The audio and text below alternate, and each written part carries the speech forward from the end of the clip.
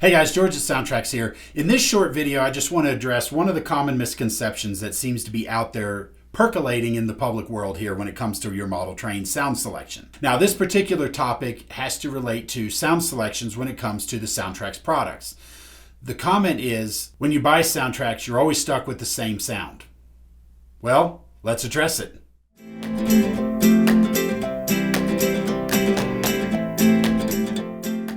Now guys, right here in front of me, I've got two sets of locomotives. I've got a bunch of EMD here in front of me, and I've got some steam locomotives. Now, the common misconception is that when you buy a SoundTraxx product, you're stuck with the sound. Well, that would be true if there was only one sound preloaded into the decoder. As it turns out, there's actually a myriad of different sounds that are preloaded into the decoder that are simply selectable, either through a CV using a DCC system, or if you select Bluenami through the app, you can go through and make all your selections. So for example, here, I'm going to look at this list of EMD. Over here, I've got a GP7, which takes an EMD 567 non-turbo. GP38, which is a 645 non-turbo. I've got an SD80, which would be an EMD 710 turbocharge. I've got an E8, which is a dual EMD 567. An F40PH, which is a 645 turbo. An F7, which is a 567 non-turbo. I've got a GP30 here, which is a 567 turbo. An SD40, which is a 645 turbo. An EMD SD70 ACE, which is the 710 G3T2 Tier 2 emissions 710 prime mover. I've got another SD40 over here, which again is a 645 turbocharge, and then an E7, which is a dual EMD 567. Now that's quite a collection of different prime movers.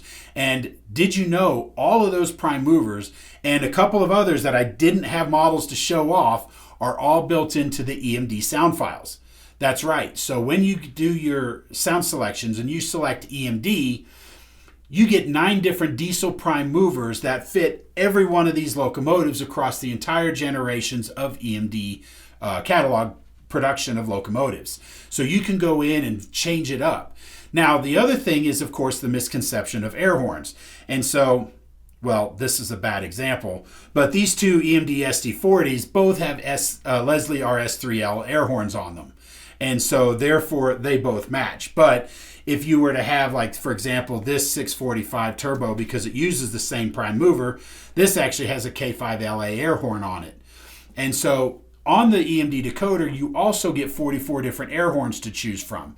You get 50 bell recordings. You get a whole lot of different choices, including the type of air compressor, the type of coupler, all of that you can go in and customize it. Now, one of the reasons this comes up is because people claim that they love the ability to change the sound profile. And when I ask them, I say, well, why is that? And the common answer is, well, if I sell the model, I want to be able to pull the decoder out and plug in a new model.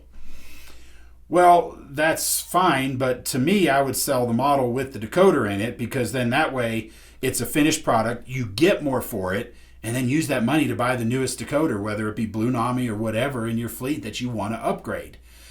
But even if you did that, you can take it out of the 710, you can put it in the SD80, you still have the 710. You can take it out of this SD70 and put it in an F7 if you decide to change eras. All of that is preloaded into the decoder. So you're not really stuck with anything. You've got lots of choices. Now, especially when it comes to steam. So our steam decoder has preloaded into it 90 whistles to choose from, 54 bell recordings, 10 exhaust chuffs, 10 air compressors, 8 dynamos. You get 4 different types of fuel. You get lifting, non-lifting injector, power reverse, manual Johnson bar. So much like the Prego spaghetti sauce, it's in there. So when you go in and you select your steam decoder, you have all of those sounds at your fingertips, selectable simply by a CV. So you can take it out of this locomotive and put it into any of these other locomotives. All 3 of these steam locomotives on the table would use a 2200 format, whether it be Tsunami 2 or Bluenami.